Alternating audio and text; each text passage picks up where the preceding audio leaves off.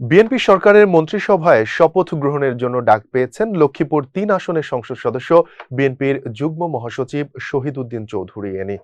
মঙ্গলবার সকালে মন্ত্রিপরিষদ থেকে তাকে টেলিফোনের মাধ্যমে এই তথ্য জানানো হয়। বিষয়টি নিশ্চিত করেছেন অ্যানির এক ঘনিষ্ঠ সূত্র। মঙ্গলবার সকাল 10টায় ত্রয়োদশ জাতীয় সংসদ নির্বাচনে নির্বাচিত সংসদ সদস্যদের শপথ গ্রহণ অনুষ্ঠিত হয়। এরপর বিকেলে মন্ত্রিসভার শপথ গ্রহণের দিন নির্ধারণ করা হয়েছে।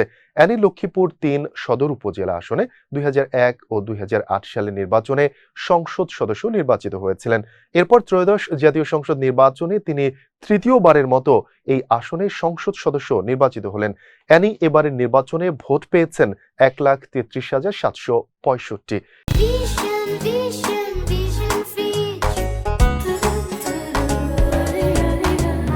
এই আসনে তার নিকটতম প্রতিদ্বন্দ্বী যিনি জামায়াতের প্রার্থী মোহাম্মদ রেজাউল করিম, তিনি পেয়েছেন ১,১৭,০৭৯ ভোট।